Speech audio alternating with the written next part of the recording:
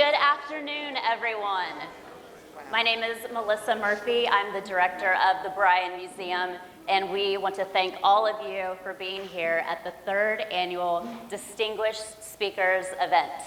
We would also like to give a special welcome to all of our Old 300 lifetime members who are with us this afternoon. Now, before we bring up our guests of honor, it's important to acknowledge what makes one a distinguished speaker and the recipients of the Texas Frontier Gold Medal Award. Our distinguished speakers have roots in Texas and the American West, and they are advocates for the preservation and the promotion of our shared history. Now, the significance in the coin itself is that it pays special homage to those who were the last surviving participants and the last one at the Battle of San Jacinto. The coin is an original, and the original one lives right here at the Bryan Museum. Today's format is going to be an armchair discussion between longtime friends J.P. Bryan with Susan and James Baker. Now I would like to bring up the founder of our museum, Mr. J.P. Bryan, to get us started.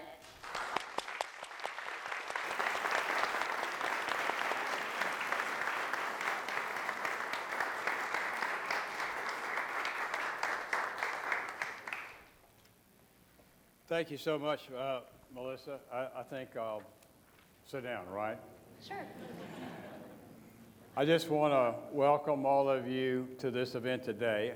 I want to say that on behalf of myself, there is no couple that I know in my life's experience that I admire or have more affection for than our two distinguished speakers today. They were close to me in different ways throughout my entire life. And if you look across the tapestry of what they've achieved and have done, I can say without reservation that through their service to this country, they probably brought about more profound change than has ever happened in the history of America as a couple. And I think we're here today to acknowledge that, but also hear their wisdom and experience that they have learned along that journey in life and have an opportunity for them to share with us today. As I was telling them, between the three of us, we cover more than 250 years of history, so we've got a lot to talk about. But I thought, I don't know if any of you share with me in this, but I've been quite troubled by what's going on in our country today. And I think it is very divisive, and it's dividing people who otherwise should be united. So I thought at a moment like this, it might be good to begin with a short prayer. So if you all wouldn't mind, I will just lead us in a prayer for our country. Father, we come to you today asking that you not turn your face from us or your back to us, that you continue to bless this nation, to unite us, not divide us. We are in America, the greatest country ever in this world. And we are a light to those who are seeking freedom and inspiration. We are a country founded upon your word, the Bible, which is a book of the mind of genius. And it was a guiding light in the Declaration of Independence, the Bill of Rights, and our Constitution. It was the foundation upon which this nation was built. And we ask that you continue our outreach to the world And lead us, Father, to love our enemies, not to spread hate or divisiveness, but to love them in the same way that you loved us in sending your Son to save us. All these things we pray on behalf of our nation. In Christ's name, amen. So, I would like to welcome our two speakers and ask them, our distinguished speakers, and ask them to come to the stage, please.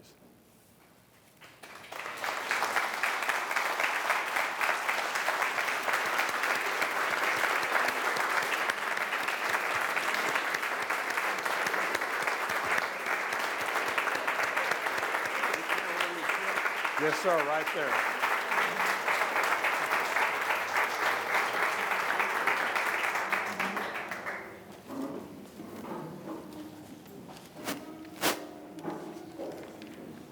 Well, this is going to be a question and answer interview. We'll go back between Jim and Susan. And then for the first 40 minutes or so, it will be their sharing experiences in their lives. Excuse me. That's not my dog over there, I promise you. And then the last part, I thought it would be very helpful if they would give us their insights into what they think our country, what direction they think our country is going, and what we all could do to contribute to what would be a much better outcome than it seems that which is our current trajectory. So let me begin first with Susan. And Susan, can we talk a little bit about, or would you speak a little bit about growing up in Danbury, Texas? Because these two people came from very different environments. She was in very much a rural community, and obviously Jim was in our largest urban city, and they had different experiences, but shared in very similar beliefs. But obviously growing up in a small town in Texas is different from a big city. So what would you say about your life in Danbury, beginning with Mom and Dad? Well, I have to say, JP, that I feel so grateful that I was born in the country, that I had the experience of growing up with animals and learning things that people in the city don't have a chance to learn. But also just running free in the woods and learning all about the flora and the fauna. Just the experience of, that from an early age was a wonderful foundation. But I also think that teaming up with Jim Baker was the best thing that ever happened.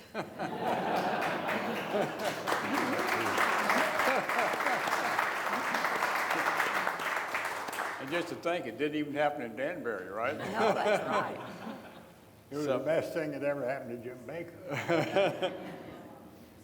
So, growing up in Danbury, you had two people that worked for your family, Willie and Irvin. Son. They called him Son, right? Mm-hmm. So, what was meaningful about them in your life? Well, they were like our second parents. They loved us, we loved them. I remember Willie chasing us down the road one day with a brush to give us a whack because we'd kind of gone awry. And Son was just the loveliest man, and he was the very first person to be buried in our family cemetery. It's right on their property where the house is. So they were family. And there were people of color. Right? Yeah, oh, absolutely. Yeah, I think that's one of the things that's missed in our culture is that there were plenty of things that were wrong in our country's history about slavery and segregation and so forth. But there also was a lot of affection that went between both white and blacks. In those days we called them colored people. And that wasn't a term of disparagement. That was a term of endearment, because there was real affection, and anybody that lived in the country, I think for the most part, experienced that same situation. And so you went through, however, a difficult marriage. Yes, I was married to a really terrific guy, but he had an alcohol problem. And he just couldn't stop. He died at 38 of alcoholism. But we'd been divorced a few years before that. We had 3 little children. And, you know, I have to say that, of course, it was the most painful thing in the world for me. I grew up wanting a big family and thinking no matter what, I'd never get a divorce. And it was the most painful thing, but it's when I really grew up. And my faith, which had been such a part of all of my life, but it was really pretty shallow until that happened to me. And I'm just thankful for the support that I had from my family, and also I really began to study the Bible and get serious about it, because I'd really felt I'd tried so hard to do everything right, and this huge, terrible disappointment and pain. And I just said, God, are you real? You know, I've worked so hard to, well, happily after years of Bible study, it's, you know, it's about believing and receiving, not earning and deserving. Yeah. And so I never regret being married to Jimbo, ever, as hard as it was, because he was basically a good man, and I have the 3 most marvelous Winston children. Yeah, and one of them's right over here. We ought to get Elizabeth to stand up. Where are you, Liz?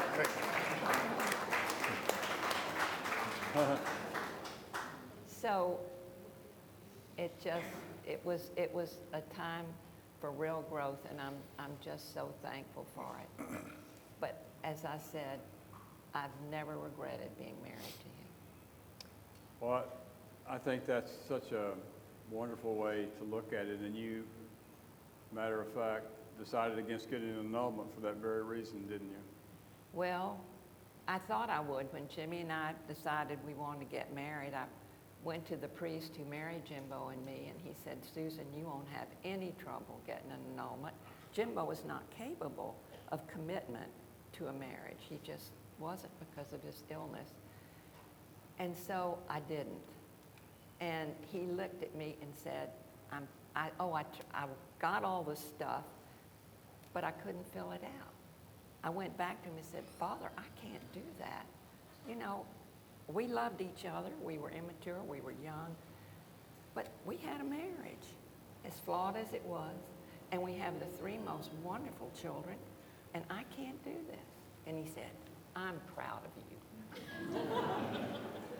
you. Jim, you grew up in Houston, and you're James Addison Baker III, the 4th. Okay. I'm really the 4th, but I went by the 3rd because there were only 2 others alive when I was born. Okay. So they named me the 3rd. But when I went in the Marine Corps, I thought that was such a sissified name that I went in as James A. Baker Jr., which was a total fraud. I didn't want to be known as the 3rd. It sounded too much like a line of royalty, and so I got rid of it. So you have always said about events in life that they're the 5 P's, right? Prior preparation prevents poor performance. Well, that's right, and that you could have 6 P's. You could? Prior preparation prevents piss poor performance. But my dad's mantra was 5 P's. Prior preparation prevents poor performance. and it was a pretty good mansion to live by. So would that define what you felt your demands were from your family? Was your dad a person that was demanding, or that kind of performance? My dad was the finest dad anybody ever had. He was a loving dad. He was wonderful, but he was strict. And a couple of Washington news people have just written a biography about me. And if you read that biography, you'll learn that we called my father the warden because he was so strict. My friends used to call him the warden, but he was the sweetest guy in the world, and he spent a lot of time with me. My mom and dad couldn't have a child for 13 years after they were married. Both, they wanted children. Finally, I came along 13 years later, so I got my sister, and I only had one sibling, a sister. We both got a lot of loving from those parents. I don't know how much those of you gathered know about Jim's family, but truly they are one of the most important families in the early foundation of the city of Houston. They all contributed monumentally to the history not only of Huntsville, where the Bakers first got started. The first James Addison Baker practiced law, and then of course the second formed the Baker Botts Law Firm, and was instrumental in establishing the Museum of Fine Arts, and established Rice University in keeping with Rice's will, which, by the way, he proved that the butler had killed him, and also left himself all the money, or left to him all the money, which wasn't true. So you were born into that tradition. Right. So did you feel the pressure? Oh. Yeah. Yeah, my mother used to say all the time, she'd say, "Jimmy, darling, you have quite a legacy to live up to." And she used to grind that into me fairly. So I stuck with it, and I did my studies. I did what I thought my parents wanted me to do, and what I thought the system required of me. And it turned out to be all right.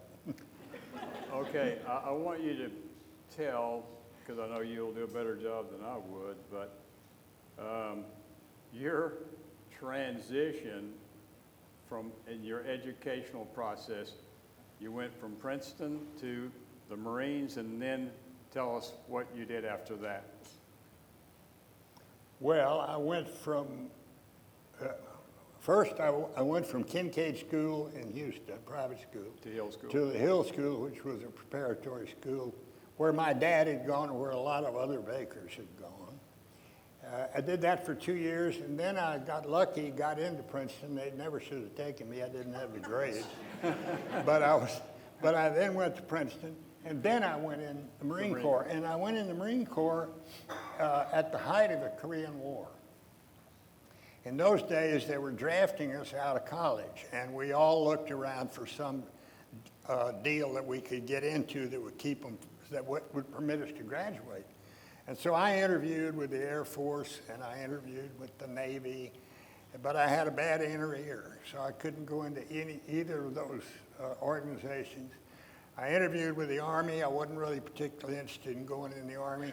And then the CIA came to interview at school. And I had an interview with him. It lasted about 25 minutes. And at the end, this guy said, "Would you have any problem jumping out of an airplane behind enemy lines?" And I said, this interview's over. And that was the end of that. And I joined the Marine Corps. But of course, that was probably more dangerous than if I'd gone in the CIA. And I spent 2 years in the Marine Corps, but didn't have to fight.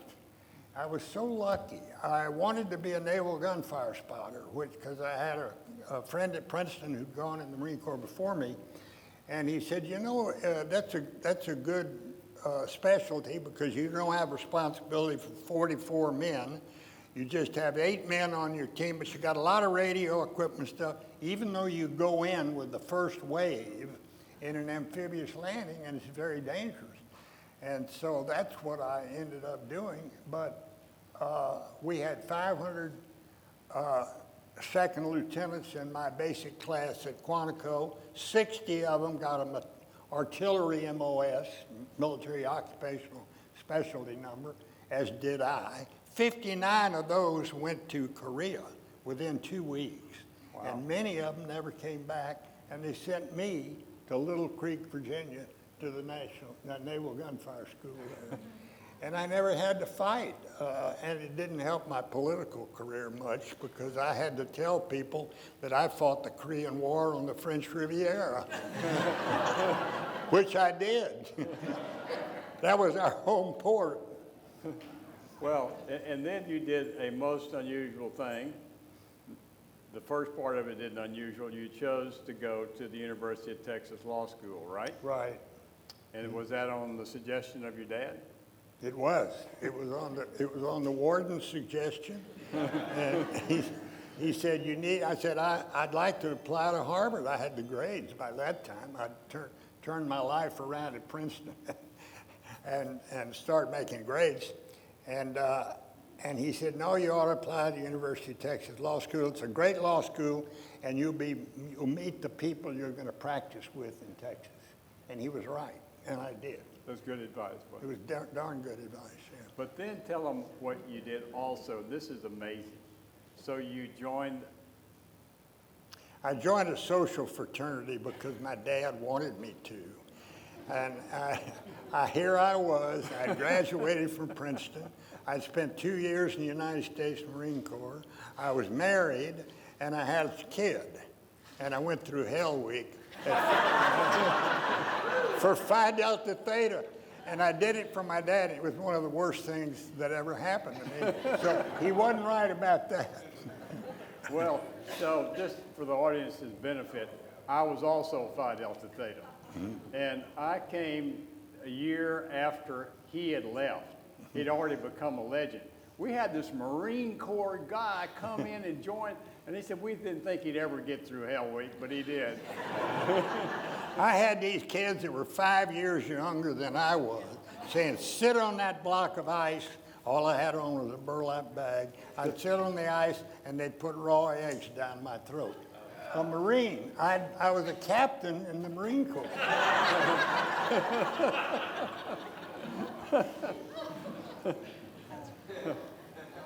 So, Susan, you were, in your youth, you were a pretty good sailor, weren't you? I loved it. I wouldn't say I was a good crew, JP, more than I wasn't a good skipper. But I did love it. And you all were members of the Corinthian Yacht Club, right? Yes. So tell the audience a little bit about that experience and the people there and what some of their sailing accomplishments, because I think it's one of the sort of untold stories this occurred here in Texas. Well, we lived in the country. We didn't have any neighbors, but we had a house at Texas Corinthian Yacht Club, a little neat little cottage, and every summer we'd go and stay. And it was so much fun because JP's cousin, who was one of my best friends, Mary Stewart Masterson, her family had a house there. Lots of other friends had houses there. And so we had a community for the first time. So we loved that. And there were, let's see, Yacht Club was started by, including Al and Ernie Fay, who were nationally and internationally known yachtsmen. Also Bob Mossbacker. And so there was wonderful competition, and we had little sailboats and then would graduate to the bigger sailboats. And now they have, sailfishes, and it's just a neat place for families. It's safe, kids can run around even today. So it was a real blessing for us, particularly who were desperate for friends. Yeah. Well, and the amazing thing is the sailors at that club, they sail 5.5 meter boats, and they won Olympic medals, and they won the Swedish Gold Cup 3 times or 4 times, which is one of the most distinguished sailing events in Europe. And from just this little club in Houston, raised all these great sailors.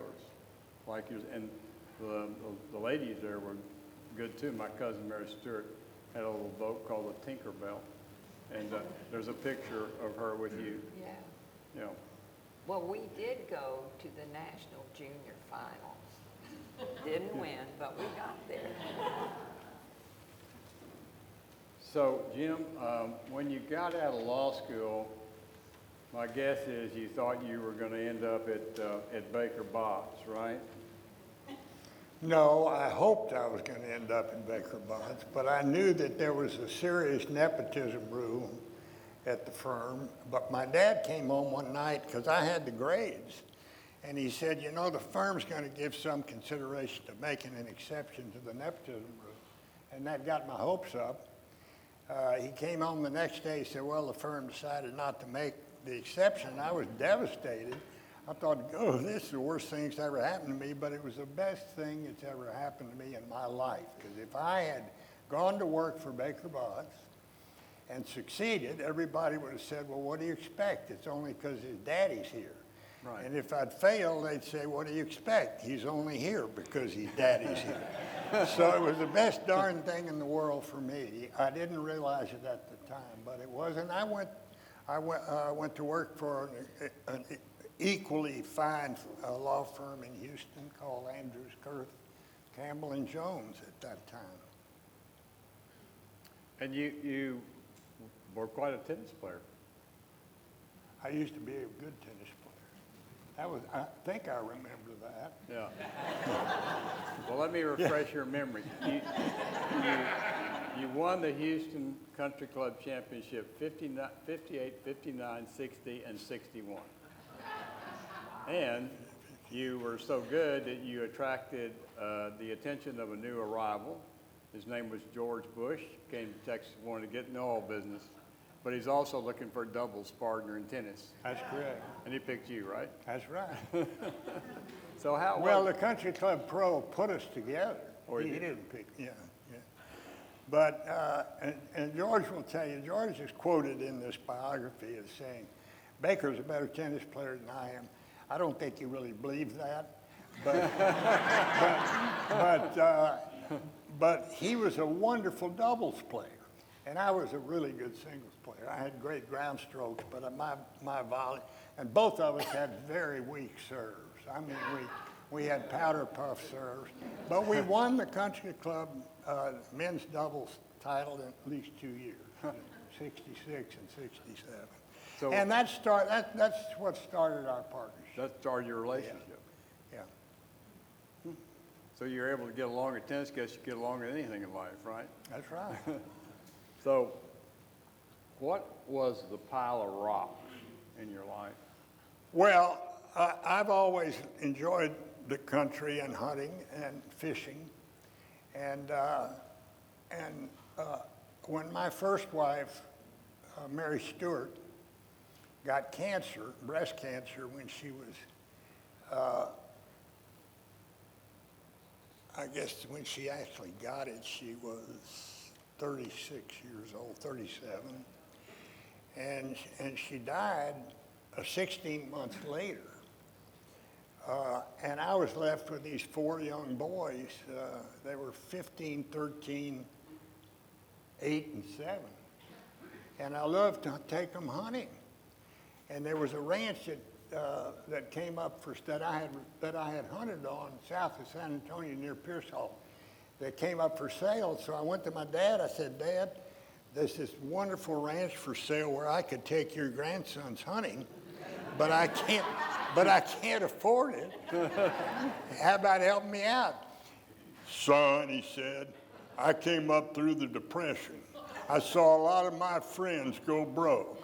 If there's one thing I don't need, it's a pile of rocks somewhere. Well, that ended that. And he then got sick. He got Parkinson's. And I began to handle his affairs under a power of attorney. And so the ranch didn't sell. And I went to my mother and I said, Mom, there's this beautiful ranch for sale. and I've hunted on it, and it would give me a place to take your grandson's hunting. Oh, darling, you go ahead and buy it. She said, we'll give your sister an equivalent amount of stock or something. So I bought it, and in honor of my father, I named it Rock Pile Ranch. And we've still got it. And guess what? It has had 7 oil plays on it. So you see, it's better to be lucky than good. He is known as Lucky Jimmy. It started when he was very young and bet on a dog race and won. I mean, it's been an ongoing. My dad took me to Mom and Dad took us to Tijuana, Mexico one time, and they had greyhound races. And Dad said, now, son, said, here's $5. I want you to go bet it. I'll bet it on the horse. I'm going to show you that gambling never pays. So I took that $5, and there was a horse running named Lucky Jimmy. And I put it on his nose, and he won.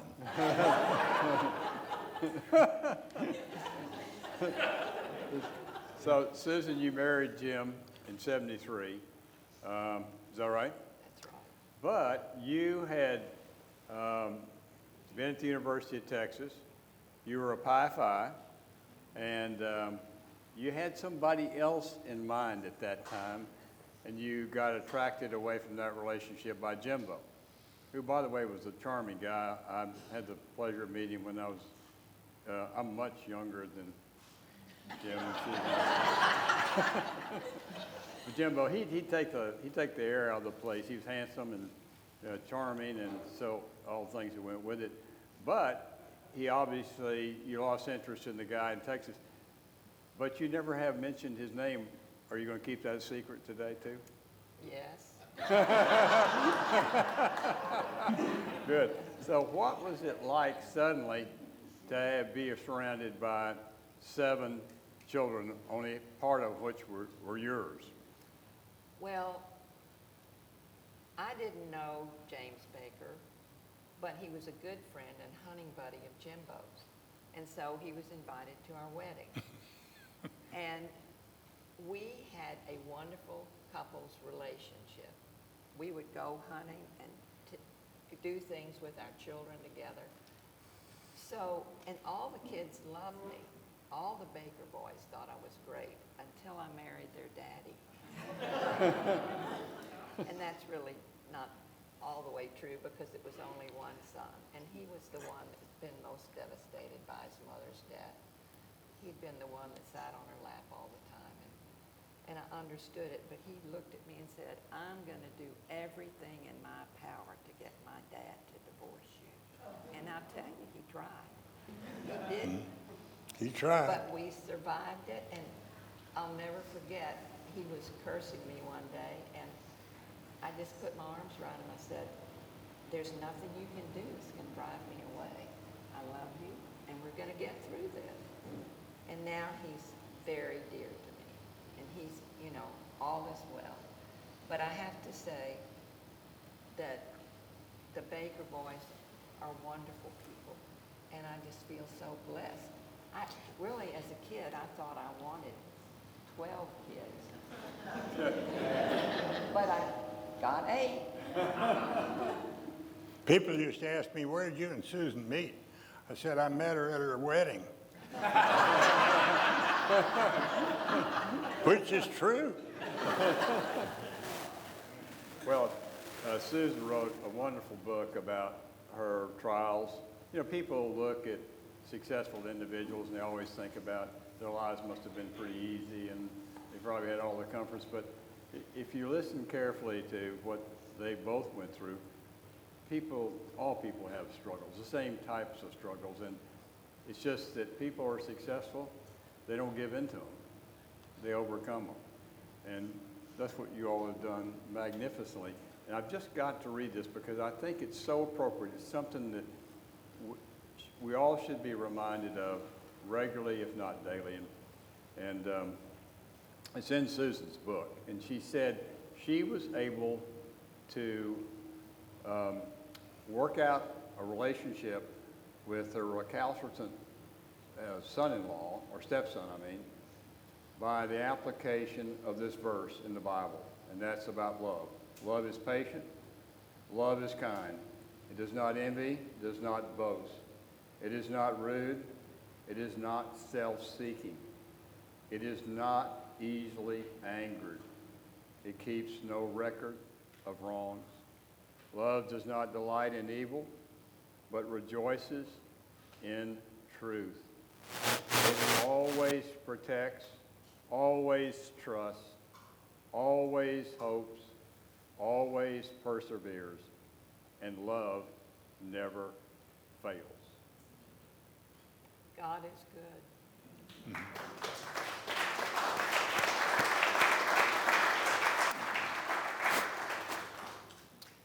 So let's talk a little bit, Susan, from your perspective first, and Jim. You suddenly were pushed into this political arena, suddenly, as Jim was asked to first help other people get elected. And then you finally found yourself in Washington for a number of years. People in this room may not appreciate what Susan accomplished there, but let's start by talking about an issue which we see too much of in every city in this country today, and that's the homeless. So this lady found a way to reach out. The first effort to reach out on a national scale to those individuals. Can you tell us about that and what you think the solution could be for this problem? Well, I'd never seen homeless people before we went to Washington. And Jimmy, in his first iteration, was at the Commerce Department, and there was a huge steam grate outside, and it was, the wintertime was just full of people who were disheveled and you could tell were really down and out. And it was very upsetting, but I didn't really do anything except try to avoid their eyes because it was so painful. And then when we came back the next time, it was just as bad. And I just thought and had talked to a friend about the fact we just have to try to do something about this. I don't know what we can do, but let's try to do something. And it's the way things should work. I think we had Catholic, Protestant, Jewish, Democrat, Republican, and we just felt like we had to try. We had no idea what we were doing, and we kind of floundered around for 3 or 4 years as the Committee for Food and Shelter. And then we got more information and more people got interested in what we were doing, and so it evolved to being the National Alliance to End Homelessness. And we have a wonderful record on the Hill with Democrats and Republicans because we're bipartisan, because it's not a political thing. You know, that really gets things done. And I have to say I'm so proud of them. I'm still on the board, but I haven't been in a leadership role really for the last 20 years. But they're making headway because we work across the aisle with the Congress, and people want to solve this problem. And, you know, the fact that we, I think, started out such a diverse group, but our hearts were in the right place. And so I'm just so proud of the group, what they've done. And I do think, JP, there are solutions. But, you know, there are things like cities will have money, but they don't appropriate it because there's not in my neighborhood syndrome or things like that, you know. So I think all of us just kind of have to weigh in with this is, in America, it's such a blight on this wonderful nation of ours that we have such a high number of homeless people. And many of them have fought in wars for us and everything else. That part, we've been focusing on veterans, and now that's gone way down. But it's a problem that can be solved. But once again, as so many things are, it's kind of a matter of the heart. Do you care enough about your fellow human being?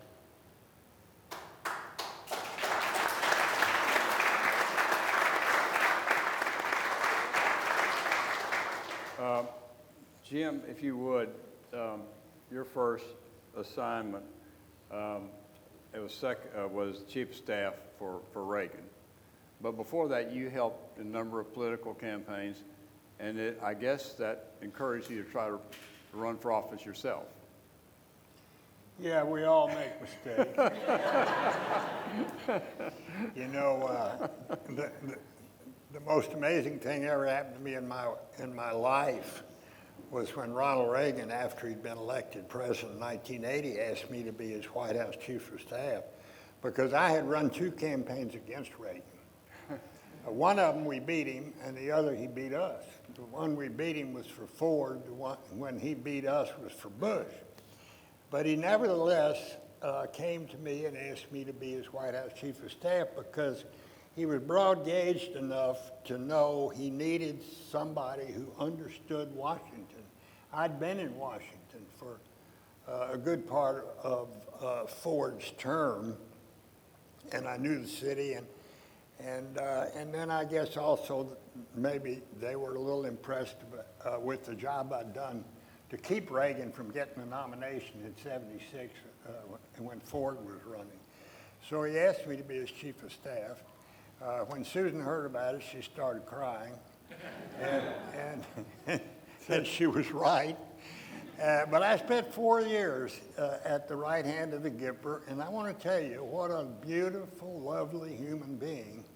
And this doesn't take one bit away from George H.W. Bush, whom I spent a long time working for. But he was my friend going in and coming out. But the opportunity to work for Ronald Reagan, and after 4 years, when he asked me to be his chief of staff, I said, Mr. President, I'm honored, but this job is best done in 2-year increments, because the job of the chief of staff is to catch the javelins that are intended for the president. And you walk around with a big target on your front and a big target on your back, and the president said, well, okay, Jim, we'll do it for 2 years. I said, that's great. 4 years and 2 weeks and 10 days later, I was still there. And so I ended up switching jobs with Don Regan, who had been the Treasury Secretary, and he was Reagan's favorite cabinet officer. They were Irishmen. They used to get together and tell Irish jokes. And so I got out of there after 4 years. I served longer. He did not smile for that last That was that chief of staff to the White House is a tough job, because you're right at the intersection of politics and policy. And I used to tell somebody, said, why in the world would you give up that powerful job to go over to the Treasury? And I said, well, you know, power is not what a lot of people think it is. There's a certain impermanence to power in place. Those are not the important things in life. The important things in life are your faith and your friendships and your family. That's what gives you real satisfaction. But I used to tell people, after I'd been there 4 years, I'd held that job longer than anybody in history, except a couple of guys who went to jail. And I said, going to Treasury is a hell of a lot better than going to jail. I got my name on the dollar. So Yeah, I've got a $2 bill you signed. Not a 2, because my name wasn't on the 2. But you got a 10, maybe. maybe, or a 1. Or you signed it on the $2 Oh, I bill signed for the me. 2, You but it signed wasn't for my me. name. Exactly. You know who had his name on the $2 bill? When he was Treasury Secretary, was Bill Simon. He was Ford's Treasury Secretary. And he ordered a new issue of $2 bills just so he could get his name on it. So the book about you, Jim, says the man who ran Washington. Yeah. So for 14 years, you probably had as much influence on what happened in Washington as anybody in America. Well, that's what the book concludes. I don't know whether that's true or not. What do you think about? I had a lot of power. I mentioned a minute ago but the impermanence of power in place, but I had more power than I could ever possibly have imagined.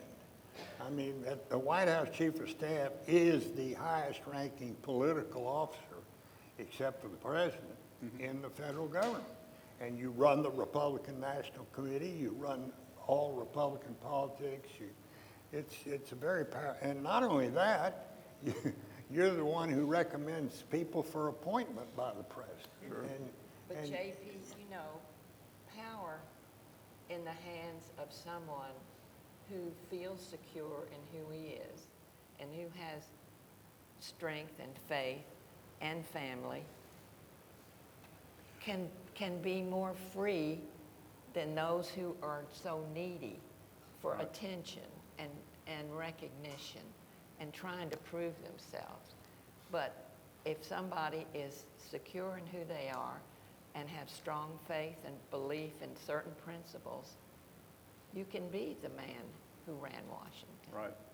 Well, you know, it's a real compliment to both of you that you use your power so appropriately. But, you know, the statement absolute power corrupts absolutely is certainly filled with truth. Yeah. If you don't have the humbling support of faith in a greater being that you can go to and discuss your failings and really be humbled, then you're going to have a problem in life with power, I can assure you. But, you know, we had Nelson Mandela one time come to the Baker Institute. I was the first official to meet with Nelson Mandela after his release from prison. I was Secretary of State at the time, and I went to the celebration of the independence of Namibia, and Mandela came, and he'd just gotten out of prison, and I had a meeting with him. And I said, you know, Mr. President, why is it that so many people call you a saint? He said, well, you know, I'm really not a saint. Unless by a saint, you mean a sinner who keeps on trying. I thought that was a pretty darn good amazing definition. Yeah. The Cold War ended when you were Secretary of State. Right. Some people say that it was a friendship you created with Gorbachev and other Russians. Was there somebody special in the Russian hierarchy that you developed? Well, friendship? I worked very, very closely with Edward Shevardnadze, who was Foreign Minister of the Soviet Union when I was Secretary of State. He had been an apparatchik in Georgia, coming up through the ranks in Soviet communism. But we developed a rapport and a friendship, and I learned early on that I could trust him. I mean, I never lied to him, and as far as I know, he never lied to me. And we just developed a good relationship, and it helped, I think. It helped President Bush in the Cold War peacefully.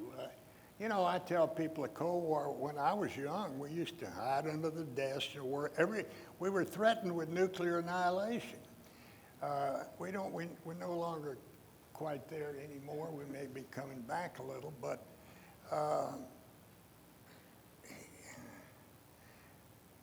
George Bush deserves the credit. Really? Ronald Reagan gets a lot of credit for being steadfast, but so was every American president from Harry Truman on through Bush.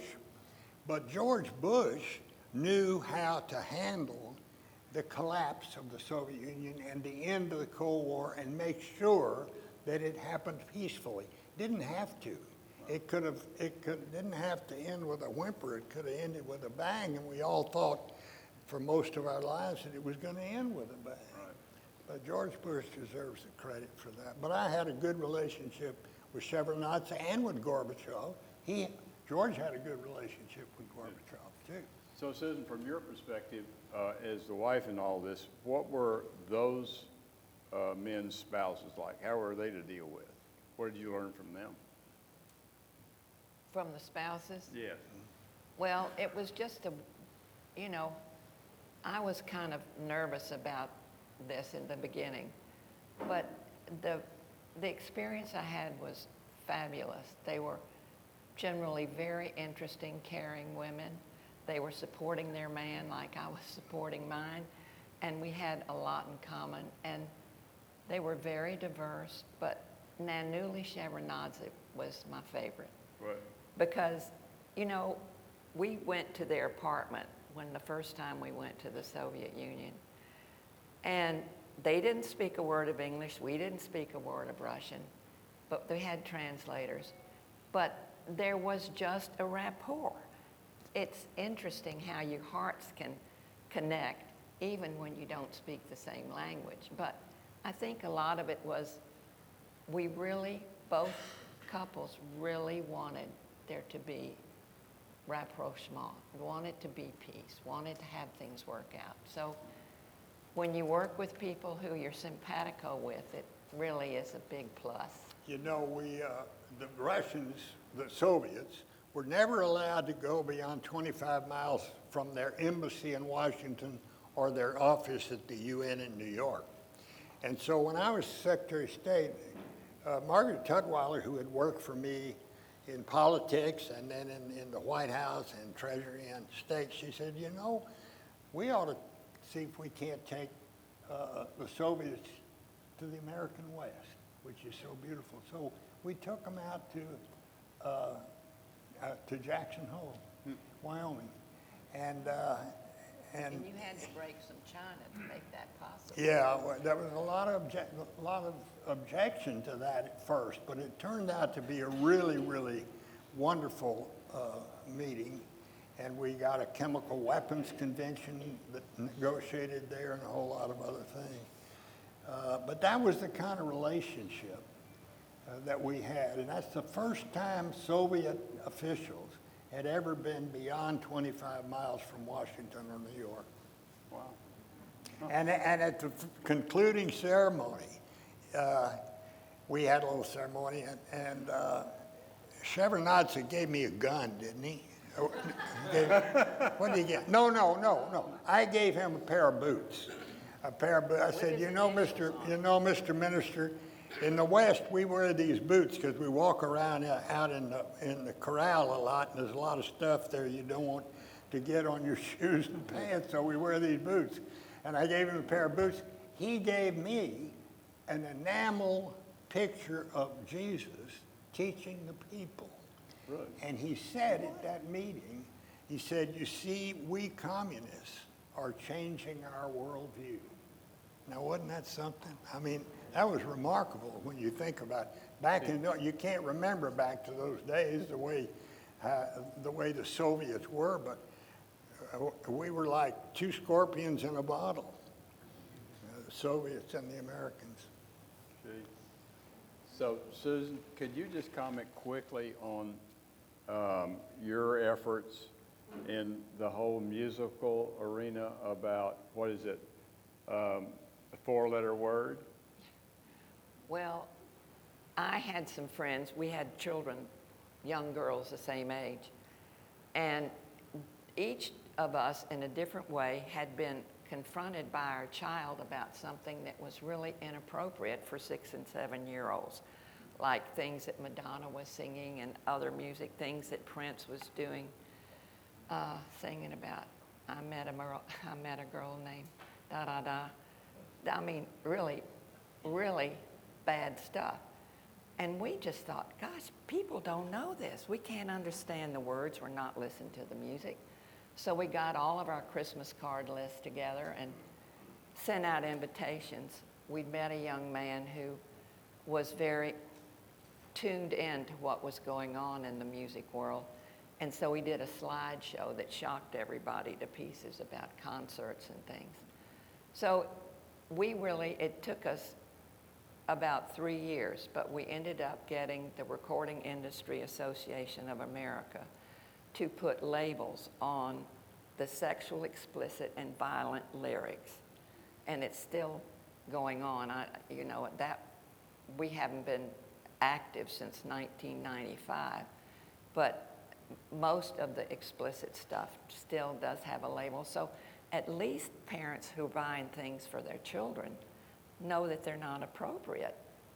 So, it's not censorship, it's just a matter of wanting to know about product, what the product is.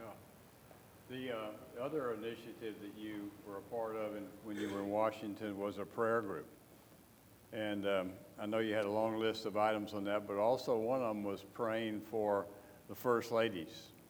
Well, it started because a dear friend of mine who happens to be in Houston this month, because her husband, who played football for Bear Bryant, it had a quadruple bypass.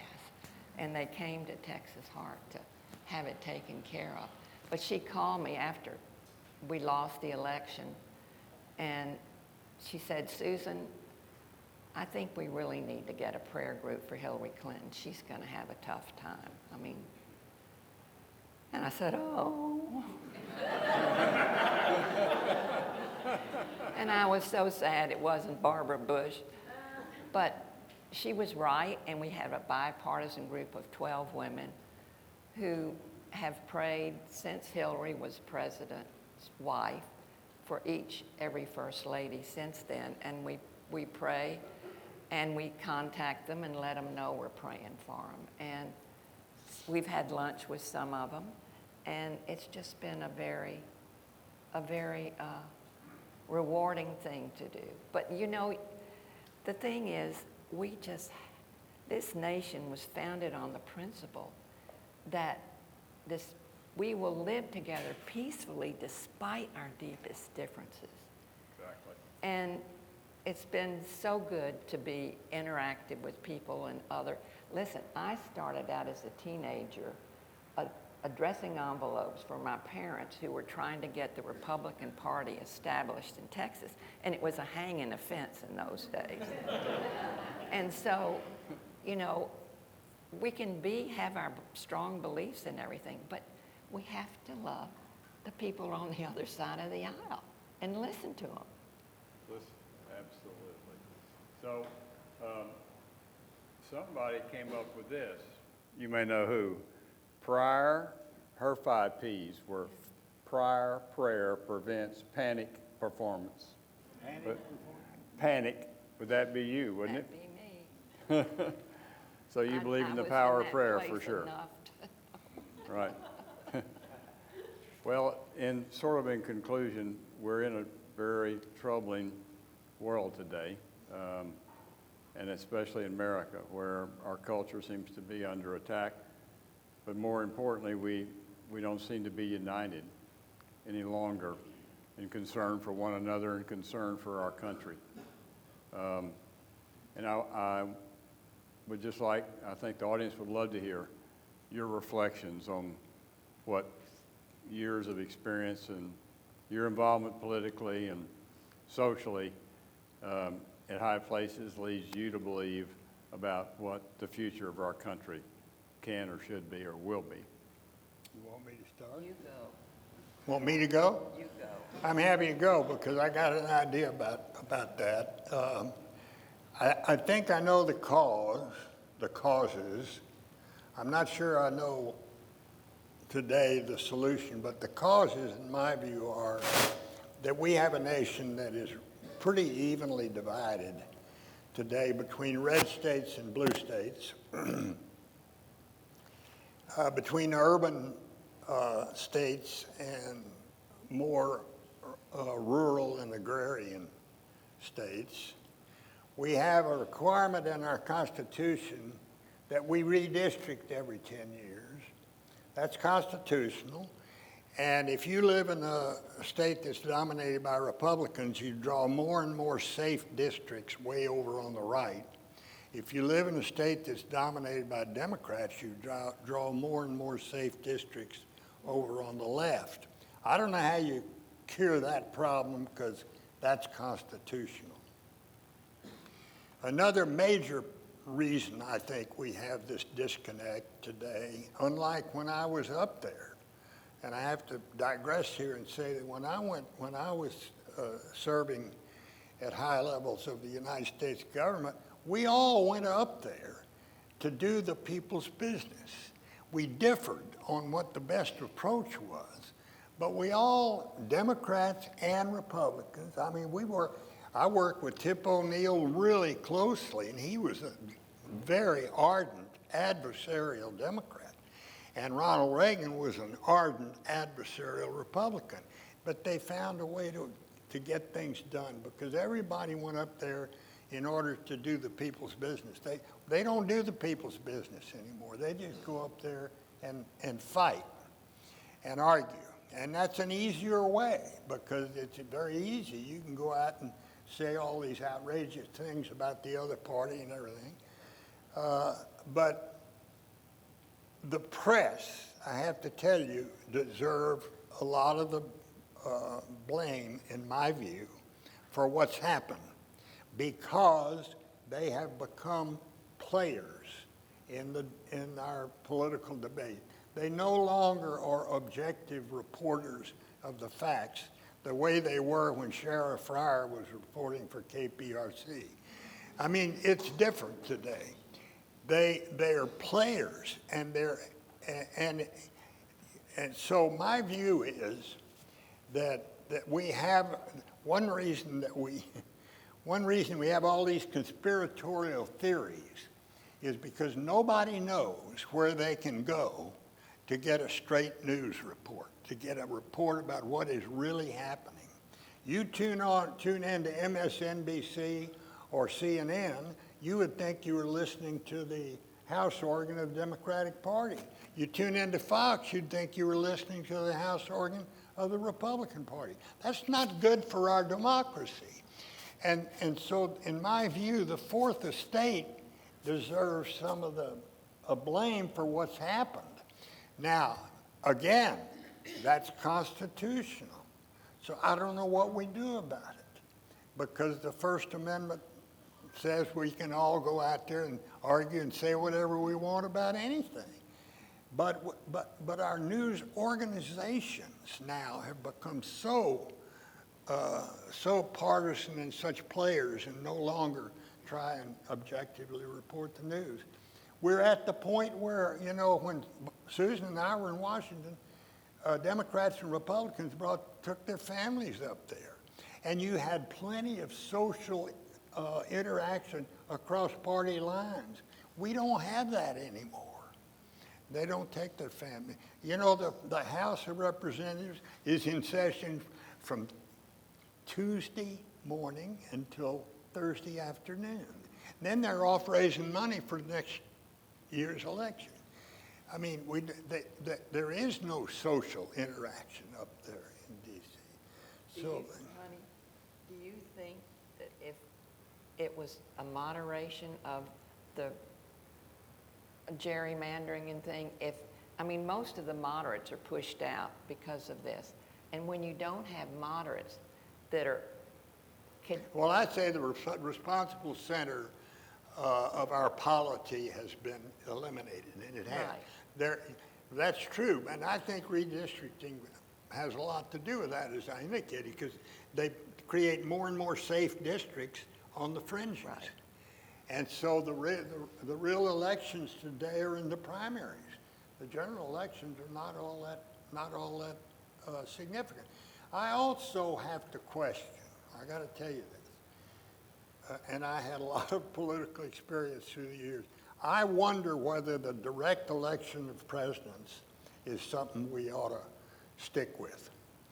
I'm not sure I'm not sure that there'll ever be enough interest to change it, but I sort of long for the days of the smoke-filled back rooms when we would nominate people who knew what they were doing and who had the objective of doing the people's business. Now, having said all this, I got to tell you, JP, Susan knows, I've often said I don't want to be like Pappy, her father, or like my dad, or like Mr. Winston, her children's grandfather. All these old guys used to say, our country's going to hell in a handbasket. You know, everything is terrible. Well, we're not. I don't believe we are. I don't know how we get out of this political conundrum, but I want to tell you something. I flew to 100 and plus countries when I was Secretary of State, and I saw firsthand how much people admire and or resent the United States of America. But they all want to come here. There isn't anybody who wants to leave. Everybody wants to come here. So we must be doing something right. And let me tell you something else. Our founders were very prescient. They created a system of checks and balances that is strong. If it wasn't strong, we'd have had problems under the last administration.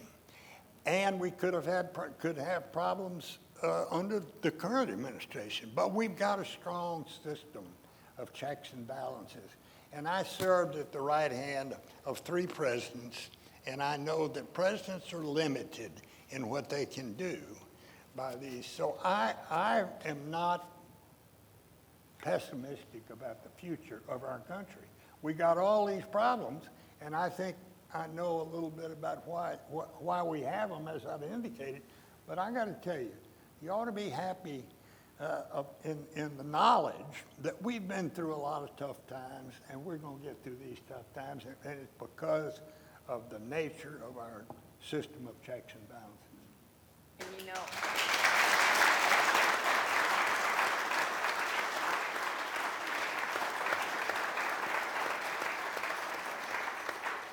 I would just like to tip my hat to JP and for what he's doing here at this wonderful Bryan Museum, because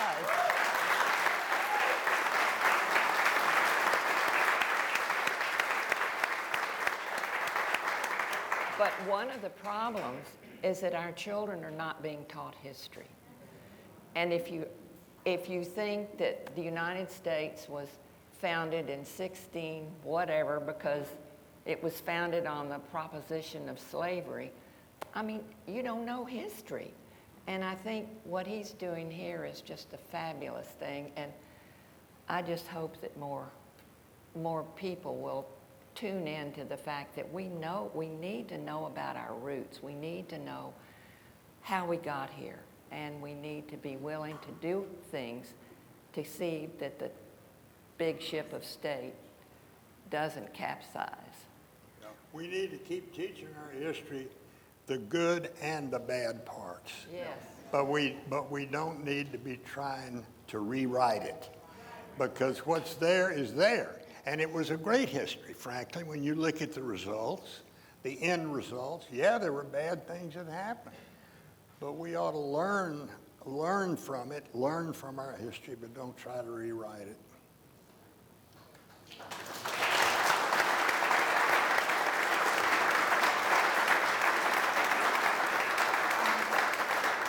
Well, I think that's a great time to conclude our discussion here today. I would like to just put a footnote to what you all just said about history, with this sort of maybe redundancy a little bit, but we all love when we travel abroad, people ask us where we're from, and we say we're from Texas.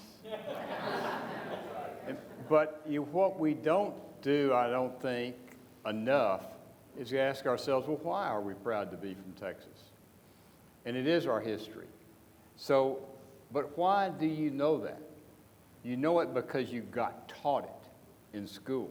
From the 7th grade, we are the only state in the Union that requires that you be taught history for a year. So children for generations were inspired by those stories, and the conduct of exceptional people like these two we have on the stage today. They were a source of enduring inspiration. It's why men from Texas that were sent to war in battle after battle, generation after generation, always excelled, because they were carrying the honor of those people that they, from the state from which they came, and they were proud of that heritage. And it's also seeped into all other features of our lives. It's why men and women in Texas would never have not allowing women to vote in Texas would not have lasted anywhere near as long as it did in any other part of the world, because men and women, when they got to the frontier, were joint partners in what was going on.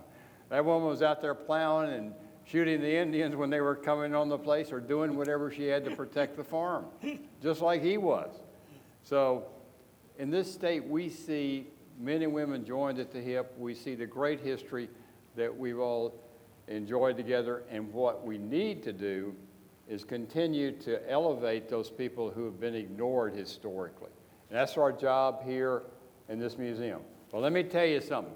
We're not going to quit telling the history about white men in this world, okay? Hey, who was it said you can all go to hell, but I'm going to Texas? Davy Crockett. Davy Crockett. Okay, thank you all so much for your attendance.